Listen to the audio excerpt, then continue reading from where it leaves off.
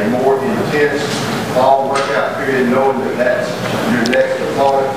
Oh, definitely. I think right when the season ended last year, we definitely looked at our team as a whole. You know, had some team meetings, looked at our season last year, and definitely knew that we had to change something about the 6 and 7. You know, we're a great football team, and we have all the talent in the world, and there's no reason why we should be going 6 and 7. So we were pretty motivated this offseason. And we've had a great offseason of workouts and great spring practice, doing great in drills, and then when you throw Boise State on top of that, it definitely, you know, it's so much more motivation. I mean, we got Boise State film playing in the locker room.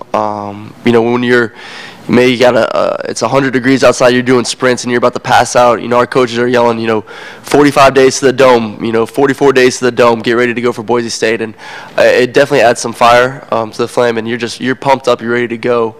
And I know I'm excited for the game. I know all my teammates are pumped up.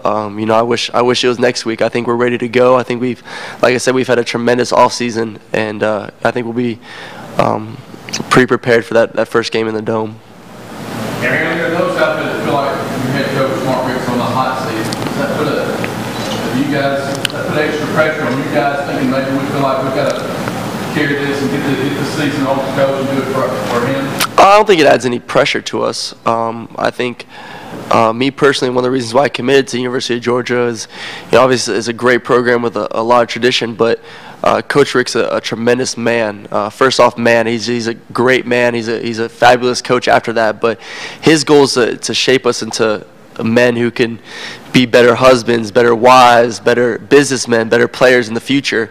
And when you leave Georgia, you're going to be that. And you know, we all love Coach Richt. We all love playing for him. And you know, I guess it does add a little bit because we don't want him to go anywhere. You know I want him here the rest of the time. I'm a Georgia Bulldog. Aaron, do you feel more pressure on yourself, knowing that there's some big mysteries running back for you on the year? I don't feel any pressure. You know, we have tons of talent at running back. I mean, this is Georgia. I mean, everyone wants to be a running back from the University of Georgia. So, I mean, we're going to get top 10 talent every year. So the talent is there. I mean, it's just we might not have, you know, all the reps, game reps, but the guys we do have that, you know, maybe haven't played a lot of snaps or have been working tremendous this summer when it comes to the film room, when it comes to doing drills. And then you throw on top of that, we still have, you know, 20, 30-something practices where they get to work with Coach McClendon and work on their fundamentals and work on, you know, plays. So I think come September 3rd, they'll be fine. They'll be ready to go. And, you know, like I said, I have confidence in them. They have an incredible amount of talent, and they can make some plays. Week 2, you've got South Carolina in your first conference game. A lot of people say that may be for the Eastern Division Championship. What's your thoughts on that? South Carolina's a great team. Got a lot of returners coming back. Great coach, and you know, I'm ready to go. You know, like we were talking about earlier, it's a great way to start off the season with 2 tremendous games to really, you know, pretty much determine where you are as a team, to see where we are, and I'm ready to go. It's gonna be a battle. I mean, every year against South Carolina is a battle. I don't think there's ever. I don't even remember a game where it's been, you know, a blowout. It's always come down to the end, and you know, it's gonna be, like I said, it's gonna be a good test, and we're ready for it. Aaron, talk about your growth in your freshman and this season, and what was the leader and. Can you repeat that? I can't really hear you. Your growth as a leader and quarterback. Oh, definitely that's been my major. Goal. Coach Richt really challenged me that when we got back from the bowl game is really stepping up as a leader and really taking over not only the offense but just the team in general. You know, last year was a little difficult. You know, first year starting, we had a ton of great senior leadership.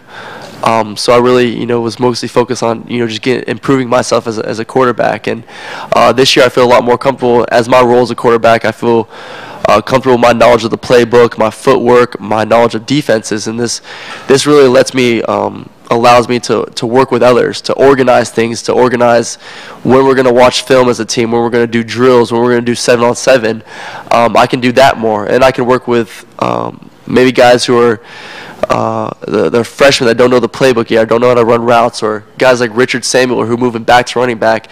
It just allows me more freedom now that I know what I'm doing to work with other guys, and I definitely think that definitely increases my leadership role when I'm able to communicate with, pretty much the entire team. Aaron, talk about the fact that you had an All-American last year to throw to for most of the year. He's gone now. You've got some other receivers you're going to step up. Talk about that transition from having that stud and now some guys that are a little bit more, don't have quite as much experience. Our receivers this year are unbelievable. I mean, people are going to be surprised. People last year, they hear Georgia receiver, and the only person they could probably name is AJ. And, by the end of this year, I think they're going to be able to name about 7 or 8 guys because we got a lot of depth, got a lot of talented guys who understand that they got some shoes to fill. They understand that, everyone's down on them because AJ's gone, and they're working hard. They're calling me every day during the week. They want to throw passes. They're calling me Saturday morning. I'm still sleeping. They're waking me up. Hey, let's go throw some passes. And I told them anytime they want to throw, let's do it. And they've really taken that and done that and challenged me to get better as a quarterback, and I've challenged them to get better as receivers. And I know Coach Ball is going to be pretty happy come camp in a couple weeks to see where we are when it comes to our timing and our and just our play running ability. So I feel confident in them, and I think they're definitely going to open some eyes this year.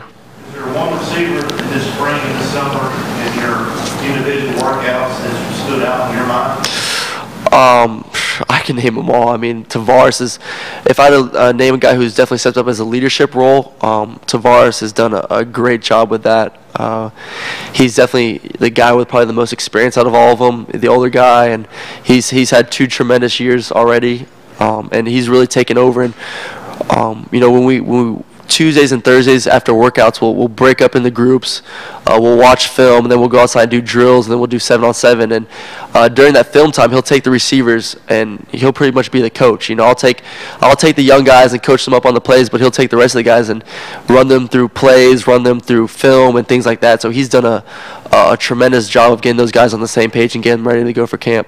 Is there somebody on that team that you think will possibly in the future be a coach? If I had to say someone, it'd probably be Ben Jones. He's just a great person. He's a great leader. Probably if I had to name a leader of the team, it's probably Ben. He's a hard worker. He knows what he's doing. He knows the offense, and he's someone who just loves football. I mean, I don't care where it is. I mean, it could be muddy outside. It could be in the street. It doesn't matter. He just loves the game of football, and that's something that him and I've actually talked about doing later in life of our coaching together. So we'll see if that happens. What's the goal for Georgia in 2011? Win an SEC and win a national championship. We have the talent to do it. We have all the right parts.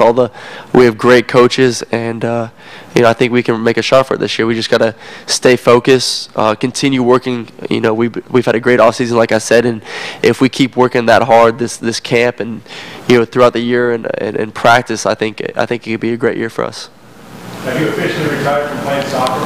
Yes, no more soccer. I've moved to just playing on the video game now. I'll play a little FIFA on the PS3, but they're keeping me off the field for a little bit. So. Was that eye-opening at all when the injury happened? There were rumors that were said that you had broken your leg, that you were out for the year, and being in a high-profile position, starting SEC quarterback.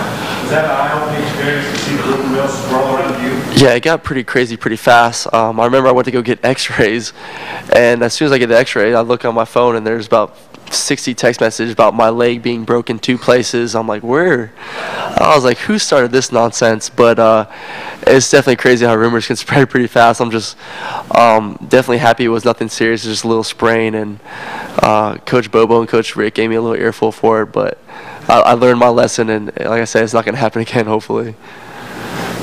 Aaron, how tough can it be mentally as a quarterback when you got guys like you fairly bearing down on you? Oh. And on top of that, you think your offensive line is right? It's tough. I mean, there's some big kids in the SEC. I mean, I kind of learned my lesson last year. I thought I was back in high school again, trying to run people over and not sliding, and I learned my lesson pretty fast about getting down and getting out of bounds. But I know my offensive lineman have my back. You start with Ben Jones, like I talk about.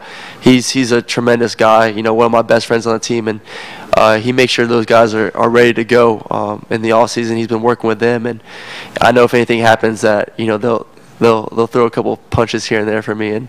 But I think this year they like I said, they've been working hard, and I think this year they'll give me keep my jersey pretty clean. All right, thank you all. Sweet, thank y'all.